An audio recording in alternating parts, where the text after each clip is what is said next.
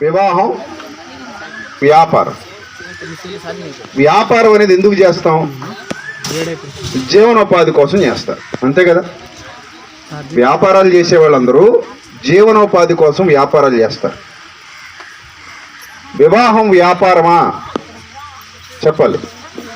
వివాహం వ్యాపార సంబంధమైనదా? కాదు. వివాహం దైవ సంబంధమైనది, వ్యాపారం మానవ సంబంధమైనది. బాగా ఆలోచించండి. వ్యాపారం అనేది మనం చచ్చిపోయే వరకు బతకటానికి డబ్బులు కావాలి కాబట్టి, సంపాదించుకొని కుటుంబాన్ని పోషించుకోవాలి కాబట్టి, పిల్లల్ని చదివించుకోవాలి కాబట్టి, మంచి పరిస్థితిలో మన కుటుంబం ఉండాలి కాబట్టి మనం ఉద్యోగాలు కానీ, వ్యాపారాలు కానీ, కూలి పనులు కానీ, ఇంకా ఏవైనా ఇతరత్ర కార్యక్రమాలు చేసుకుంటూ జీవితాన్ని నడిపించుకుంటూ ఉంటాం కదా. మరి వివాహం అంటే ఏంటి? దానికి వ్యాపారానికి ఏమైనా సంబంధం ఉందా అంటే, మీరు ఆల్రెడీ ఈ పెళ్లి కార్డు మీద చూసే ఉంటారు. వివాహం అన్ని విషయములలో ఘనమైనది గాను, పానుపు నిష్కల్మషమైనది గాను ఉండవలను అని పైన మీకు శుభలేఖ ఇచ్చినప్పుడే వ్రాయించారు. హెబ్రీ పత్రిక 13వ అధ్యాయం 4వ వచనంలోని మాట. ఇది మీ కార్డేనా? చైతన్య రామలక్ష్మి. Yes, right. ఈ కార్డులో రాయించారు వివాహం అన్ని విషయములలో ఘనమైనది, పానుపు నిష్కల్మషమైనదిగా ఉండాలి అని. ఇప్పుడు మనం వివాహానికి విచ్చేసాం. ముందుగా వచ్చిన బంధువుల గురించి మాట్లాడుకుందాం, స్నేహితుల గురించి మాట్లాడుకుందాం, దైవ చిత్తం గురించి మూడవదిగా మాట్లాడుకుందాం. రెండవది వధూవరుల గురించి మాట్లాడుకుందాం. నెంబర్ 1 ఎవరి గురించి మాట్లాడుకుందాం? వచ్చిన వాళ్ళ గురించి మాట్లాడుకుందాం. రెండోది వధూవరుల గురించి మాట్లాడుకుందాం. మూడోది దైవ చిత్తం గురించి మాట్లాడుకుందాం. చాలా వివాహాల్లో, మరి ఇక్కడ ఎలా జరుగుతుందో నాకు తెలియదు కానీ, చాలా వివాహాల్లో వివాహానికి వచ్చిన వాళ్ళు కొంత మనీ తీసుకొచ్చి పెళ్లి కొడుక్కి, కొంత మనీ తీసుకొచ్చి పెళ్లి కూతురికి ఇస్తారు, డబ్బులు ఇస్తారు. దీన్ని మా ప్రాంతాల్లో అయితే చదివింపులు అంటారు. చదివింపులు. కొన్ని ప్రాంతాల్లో కట్నాలు అంటారు కదా. మరి ఇక్కడ ఏమంటారు? వీళ్ళ కట్టేతలు, వీళ్ళు రకరకాలుగా. సో ఆయా ప్రాంతాల్లో ఆయా విధాలుగా మాట్లాడుతూ ఉంటారు కదా. సో ఏదేమైనా సరే మనం ఇచ్చేది ఆశించిస్తామా, ఆశించకుండా ఇస్తామా? నిజాలు చెప్పేసుకుందాం. నిజాలు ఆశించిస్తావా, ఆశించకుండా ఇస్తావా? రైట్. అప్పుడు అది కానుక అవుతుందా, వ్యాపారం అవుతుందా? మళ్ళీ చెప్పాలి. అది కానుక అవుతుందా, వ్యాపారం అవుతుందా? మళ్ళీ అదో రకమైన వ్యాపారం. ఉదాహరణకి మనం 100 ఇచ్చామనుకోండి, వాళ్ళ దగ్గర నుంచి 200 ఆశిస్తాం. 200 ఇచ్చామనుకోండి, 500 ఆశిస్తాం. రేపు పొద్దున ఎప్పుడైనా మళ్ళీ మన పెళ్ళికి వచ్చినప్పుడు వాళ్ళు అసలు ఇవ్వలేదనుకోండి, వాళ్ళకి కూడా ఏడుస్తాం. ఎందుకంటే పలానా వాడి పెళ్ళికి వెళ్ళాను నేను, పలానా వాడి పెళ్ళికి వెళ్ళినప్పుడు నేను 200 ఇచ్చాను, లేకపోతే 300 ఇచ్చాను, లేకపోతే 500 ఇచ్చాను. వాడు మళ్ళీ నేను పిలిచినప్పుడు నా పెళ్ళికి వచ్చాడు, ఆడు అసలు నాకు అంత కూడా ఇవ్వలేదు అని పుస్తకంలో చూసుకుని మళ్ళీ బేరీజు వేసుకొని సరిపోతుందా, సరిపోవట్లేదా, అప్పుడు వీడు ఎంత ఇచ్చాడు, మనం ఎంత ఇచ్చాం, మనకెంత వచ్చింది, వాడికి ఎంత వెళ్ళింది, ఇది అసలు ప్రేమేనా? దాన్ని ప్రేమ అంటారా? No, that is not love. అది ప్రేమ కాదు. అది ప్రేమ కాదు అని మనం ఎలా చెప్పగలం అని అంటే, ప్రేమ ఎప్పుడు కూడా ఆశించదు. ప్రేమ ఎప్పుడు కూడా ఎదుటి వాళ్ళ దగ్గర నుంచి ఆశించదు. ఒక మాట మీకు చెప్తాను, అంటే మీలో ప్రేమ లేదని కాదు, ఉంది. ఎలా ఉందో చెప్తాను ఇప్పుడు మీకు అందరికి పిల్లలు ఉన్నారు కదా, పిల్లలకి అన్నారు కదా, ఏ రోజైనా మీ పిల్లల దగ్గర డబ్బులు అడిగారా? స్కూల్ ఫీజు కట్టానురా, నా బాకీ నాకు ఇచ్చేయి. పాలుకింత అయిందిరా, నా బాకీ నాకు ఇచ్చేయి. ఇంటదికి ఇంత అయింది, నా బాకీ నాకు ఇచ్చేయి. బట్టలు కొనడానికి ఇంత అయింది, నా బాకీ నాకు తిరిగి ఇచ్చేయి అని ఎప్పుడైనా మనం పిల్లల్ని అడుగుతామా? మనం అడుగుతామా? అడగం. ఎందుకు అడగం అంటే, పిల్లల మీద మనకున్నది అపారమైన ప్రేమ. వాళ్ళ కోసం మనం ఏదైనా చేస్తాం, వాళ్ళ కోసం మనం ఏదైనా ఇస్తాం. అవసరమైతే మన పిల్లల కోసం మన ప్రాణాలైనా ఇవ్వటానికి వెనకాడం. That is real love. అది నిజమైన ప్రేమ. కానీ మనం ఇచ్చిన తర్వాత మళ్ళీ వాళ్ళ చేతి ఒక మళ్ళీ వాళ్ళ ముఖాలంకా చూస్తున్నామంటే అది ప్రేమ కాదు. అంటే ఆశించి చేసేది ఏది కూడా ప్రేమ లెక్కల్లోకి రాదు. అది ఏ లెక్కలోకి వస్తుంది? మళ్ళీ వ్యాపారం లెక్కలోకే వస్తుంది. రైట్, మీ పని అయిపోయింది. రెండోది, వధూవరుల దగ్గరికి వెళ్దాం. వధూవరులు 2 కుటుంబాలు. ఈ 2 కుటుంబాల కలయికతోనే ఇక్కడ వివాహం జరుగుతుంది. వివాహం ద్వారా జరిగేటువంటి విచిత్రమైన సంఘటన ఏంటంటే 2 కుటుంబాలు ఏకమవుతాయి. 2 కుటుంబాలు ఏమవుతాయి? ఏకమవుతాయి. ఈ 2 కుటుంబాలు ఏకమవ్వడం ద్వారా, ఈ 2 కుటుంబాలు ఒక్కటవ్వడం ద్వారా కొత్త కుటుంబం ఏర్పడుతుంది. అదే వీళ్ళిద్దరూ ఏర్పాటు చేసుకోబోయే కుటుంబం, అనగా వధూవరులిద్దరూ ఏర్పాటు చేసుకోబోయే కొత్త కుటుంబం. ఈ కొత్త కుటుంబం అనేది ఒక బంధం. ఇది రేపు పొద్దున వీళ్ళిద్దరూ పిల్లలు కంటారు, అమ్మ నాన్న అవుతారు. వీళ్ళకు కూడా ఒక బంధువర్గం ఏర్పడుతుంది. వీళ్ళు కూడా సమాజంలో ఒక విలువ కలిగిన వాళ్ళుగా బతకాలనుకుంటారు. వీళ్ళ కుటుంబం వీళ్ళది. వీళ్ళ జీవితం అనే ఈత, వీళ్ళ ఈతాలు సంసార సాగరంలో దూకిన తర్వాత అసలు ఈ బంధం ఎలా ఏర్పడుతుంది? ఒకరి మీద ఒకరికి అనురాగం, ఒకరి మీద ఒకరికి ప్రేమ, ఒకరి మీద ఒకరికి ఆప్యాయత, ఇలాంటి వాటితోనే మనం వివాహ బంధాన్ని ఏర్పాటు చేస్తున్నామంటే ఈరోజు ఈ బంధం ఏర్పడడానికి 2 కుటుంబాల మధ్య ఎన్నో బేరసారాలు జరుగుతున్నాయి. జరగట్లా? ఎన్నో బేరసారాలు. 10,000 తక్కువైతే పీటల మించి లేచి వెళ్ళిపోయే పెళ్లి కొడుకులు, 10,000 తక్కువైతే మాకు ఈ సంబంధం వద్దని చెప్పేసేటువంటి పెళ్లి కూతుళ్ళు. మాకెంత ఇస్తారు, మీకెంత ఇస్తాం, బంగారం ఎంత పెడతారు, బట్టలు ఎన్ని ఇస్తారు, ఆస్తి ఎంత, కట్నం ఎంత, ఉద్యోగం ఎంత, జీతం ఎంత, ఆడపడుచుకెంత, లాంఛనాలెంత, బంధువులకెంత, స్నేహితులకెంత, భోజనాలు ఏంటి, ఎవరికి ఎక్కువ ఎవరికి తక్కువ. ఇందులో ఎక్కడైనా మీకు ప్రేమ కనబడుతుందా, వ్యాపారం కనబడుతుందా? చెప్పండి, ఏం కనబడుతుంది? మనం నిజాలు మాట్లాడుకుందామని ముందే అనుకున్నాం, మీకు నచ్చినా నచ్చకపోయినా కదా. ప్రేమ కనబడుతుందా, వ్యాపారం కనబడుతుందా? కదా. అప్పుడు మనకు కావాల్సింది ఏంటంటే ప్రేమ. ఎందుకంటే డబ్బుతో ముడిపడిన బంధాలు ఎక్కువ కాలం నిలబడవు. అదే ప్రేమతో ఆప్యాయతతో ముడిపడిన బంధాలు ఎక్కువ కాలం నిలబడతాయి. గంజినీళ్ళు తాగి బతుకుతున్నా పర్లేదు, భార్యాభర్తలు ఇద్దరి మధ్యన ఒక అనుబంధం ఉండాలి. కోట్ల రూపాయలున్నా వాళ్ళిద్దరి మధ్యన అనుబంధం లేనప్పుడు ఆ రూపాయల వల్ల ఎలాంటి ప్రయోజనం లేదు. నా భార్య నా భర్త అనే ఒక అనుబంధం ఉన్నప్పుడు వాళ్ళు గంజినీళ్ళు తాగినా పర్లేదు, కలిసి మెలిసి తాగుతారు. కష్టాలైనా కలిసిమెలిసి భరిస్తారు, కన్నీళ్ళైనా కలిసిమెలిసి భరిస్తారు, ఇరుకులైనా కలిసిమెలిసి భరిస్తారు, ఇబ్బందులైనా కలిసిమెలిసి భరిస్తారు. నీకు జీతం ఉంటేనే నువ్వు నా భర్తవే, జీతం లేకపోతే నీకు నాకు సంబంధం లేదనే భార్య ఉంటే ఆ భార్యే కాదు. నువ్వు కట్నం తెస్తేనే నాకు భార్యవి, కట్నం తక్కువ తెస్తే నువ్వు అసలు నాకు భార్యవే కాదన్నాడు అంటే వాడు అసలు భర్తే కాదు. ఇలాంటి బంధాలు ఈరోజు ఎక్కువైపోయాయి.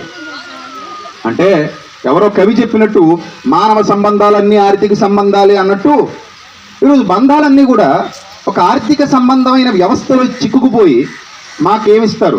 అదేదో వచ్చింది కదా మొన్న మధ్య, మా ఇంటికి వస్తే ఏం తెస్తారట, మీ ఇంటికి వస్తే ఏమి ఇస్తారట. ఎంత దారుణమా, ఎంత నీచమా బంధాలు. అంటే మా ఇంటికి వస్తే మీరు ఏం తెస్తారో మీ చేతుల వంక చూస్తాం, మళ్ళీ మీ ఇంటికి వస్తే మీరేమి ఇస్తారని మీ చేతుల వంకే చూస్తాం. అంటే ఇచ్చిపుచ్చుకోవడం అనేది ఇంకా బంధం. అది నేనేమంటానంటే గిఫ్ట్ వేరు, డిమాండ్ వేరు. డిమాండ్ వేరు, గిఫ్ట్ వేరు. ఇప్పుడు ఉదాహరణకి పెళ్లి కొడుకు పెళ్లి కూతురు ఉన్నారు, ఒకరికొకరు అడగకుండానే కానుకలు ఇచ్చుకున్నారు అనుకోండి, అడగకుండా ఇచ్చేది. అది ఎలా ఇస్తారు? అది ప్రేమతో ఇస్తారు.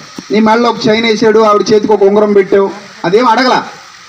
అలాగే మీ మామగారు వచ్చాడు, నువ్వు అడగకుండానే నీకు బండి కొని ఇచ్చాడు, నువ్వు అడగకుండానే నీకు మంచం కొని ఇచ్చారు, నువ్వు అడగకుండానే నీకు ఏదో చేసి ఇచ్చారు. వాళ్ళకు ఉన్నంతలో గిఫ్ట్ ఇస్తారు. అది ప్రాబ్లం కాదు. అది ఎందుకంటే గిఫ్ట్ అనేది మన హృదయంలో నిశ్చయించుకున్న ప్రకారం మనస్ఫూర్తిగా ఇచ్చేది. కానీ నువ్వు లేనోడువైనా సరే నీ దగ్గర నుంచి ముక్కు పిండి వసూలు చేయాలనుకునేది ఉంది చూశారు, దట్ ఈజ్ నాట్ గిఫ్ట్. అదేంటి మరి? అది డిమాండ్, కబ్జా, ఒక రకంగా రుబాబు చేసి వసూలు చేయడం అంటారు దాన్ని. సో బంధాల మధ్య, అనుబంధాల మధ్య అలాంటివి పనికిరావు. అలాంటివి ఉన్న బంధాలు ఎప్పుడు శాశ్వత కాలం నిలబడవు, శాశ్వత కాలం కొనసాగవు. ఎప్పుడైతే ఆ డబ్బు తగ్గిపోతుందో, ఎప్పుడైతే ఆ ఇంపార్టెన్స్ తగ్గిపోతుందో, ఎప్పుడైతే ఆస్తిపాస్తులు తగ్గిపోతాయో, ఎప్పుడైతే అంతస్తుల విలువ తగ్గిపోతుందో, ఆటోమేటిక్గా ఈ పునాది మీద కట్టబడిన బంధం విలువ కూడా ఆటోమేటిక్గా ఏమైపోతుంది? తగ్గిపోతుంది. కాబట్టి వివాహాన్ని వ్యాపారం చెయ్యొద్దు. వివాహానికి వ్యాపారానికి సంబంధం లేదు. వివాహం అనేది పవిత్రమైనదే, దేవుడు ఏర్పాటు చేసింది. ఒక చక్కటి కుటుంబ వ్యవస్థ రూపుదిద్దుకోవడానికి దేవుడిచ్చినటువంటి ఒక అమూల్యమైన అవకాశం అది. దాన్ని డబ్బులతోనో, ఆస్తులతోనో, వెండి బంగారాలతోనో, భూములతోనో, చదువులతోనో, పదవులతోనో ముడిపెట్టకూడదు. అలా ముడిపెట్టడానికి వీల్లేదు. కాబట్టి ఈ రెండు విషయాల్లో చాలా మంది మనల్ని మనం సరిదిద్దుకోవాలి. అలా సరిదిద్దుకుంటేనే కుటుంబాలు నిలబడతాయి, లేకపోతే కుటుంబాలు ఏదో ఒక రోజు కూలిపోతాయి. ఇప్పుడు మన తరం గడిచిపోవచ్చు, రేపొద్దున మన పిల్లల తరం వచ్చేసరికి వివాహాలు అనగానే చికాకు పుట్టించేటువంటి పరిస్థితి కూడా రప్పించగలం మనం. అందుకే ఇప్పటికే చాలా మంది వివాహాలు మానేస్తున్నారట. వివాహాలు మానేసి లివింగ్ టుగెదర్ అని లివింగ్ రిలేషన్షిప్లోకి వెళ్ళిపోతున్నారట. సో దానివల్ల కుటుంబాలు కట్టబడవు, విచ్ఛిన్నం అయిపోతుంటాయి. పిల్లల బతుకులు అస్తవ్యస్తం అయిపోతాయి, పిల్లల జీవితాలు అన్యాయం అయిపోతాయి. సో అలాంటి పరిస్థితులు మనం తెచ్చుకోకుండా ఉండాలి అని అంటే ఖచ్చితంగా మనల్ని మనం సంస్కరించుకోవాల్సినటువంటి సమయం ఆసన్నమవుతుంది. దాన్ని ఖచ్చితంగా మనం మనసులో పెట్టుకోవాలి. రెండు విషయాలు అయిపోయాయి. ఇక మూడో విషయం, దేవుని కోణంలో ఆలోచిస్తున్నాం, దేవుని చిత్తంలో ఆలోచిస్తున్నాం. దేవుడు మొట్టమొదట పురుషుని నిర్మించాడు, ఆదామును నిర్మించాడు.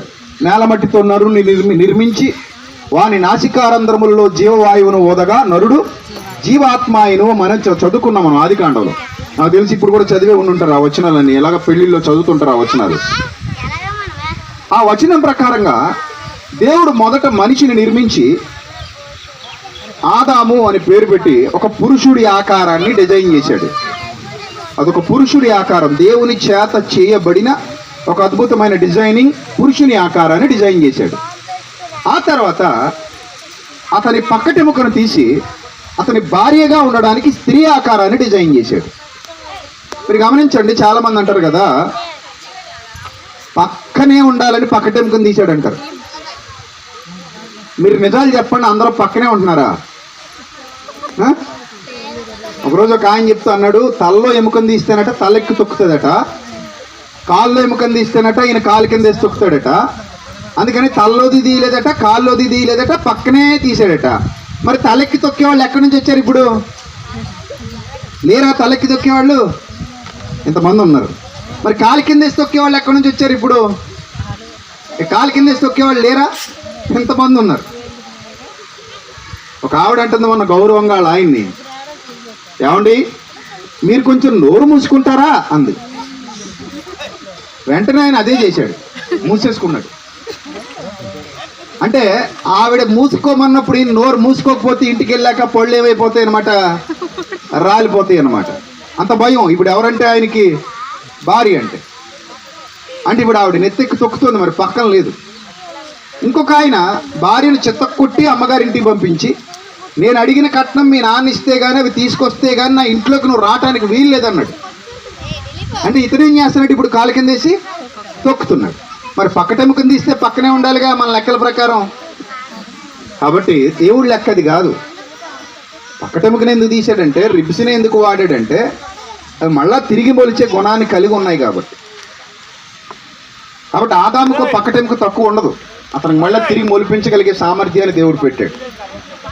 తిరిగి మళ్ళీ అది ఎదగలదు, ఆ సామర్థ్యాన్ని దేవుడు పెట్టాడు. కాబట్టి బైబిల్ గ్రంథాన్ని అర్థం చేసుకునేటప్పుడు మానవ కోణంలో అర్థం చేసుకోకూడదు, దేవుని కోణంలో అర్థం చేసుకోవాలి. మరికొందరు అంటారు కదా, నరుడు ఒంటరిగా ఉండటం మంచిది కాదన్నాడు దేవుడు. ఒంటరిగా ఉంటే ఏం చేస్తాడట?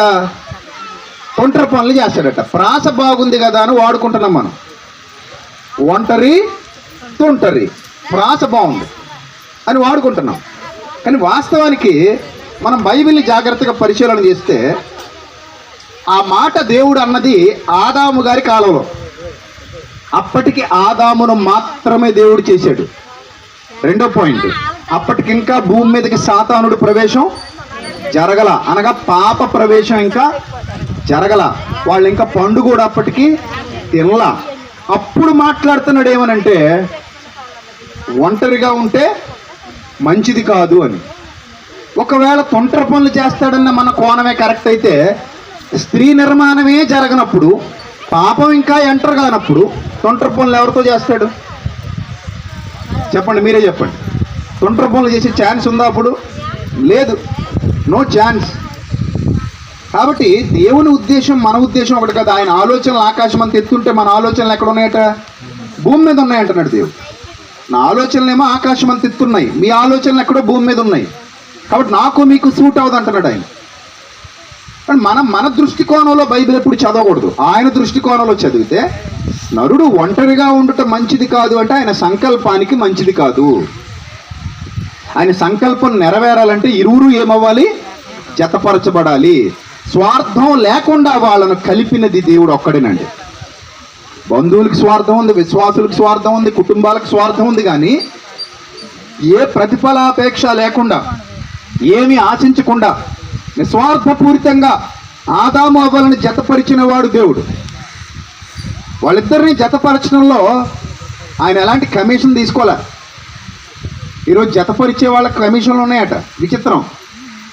కట్నం 10 లక్షలు అయితేనట, జతపరిచినోడికి అందులో 10% ఇచ్చేయాలట. అంటే 1 లక్ష ఇచ్చేయలేం. మరి ఈ కమిషన్ బిజినెస్ అని అయిపోయింది. Broker business. మధ్యలో బ్రోకర్లు ఉంటారు పెళ్లి సంబంధాలు కలపడానికి. వాళ్ళ డబ్బులు వాళ్ళది కదా. సో దేవుడు అలాంటి బిజినెస్లు చేయలే.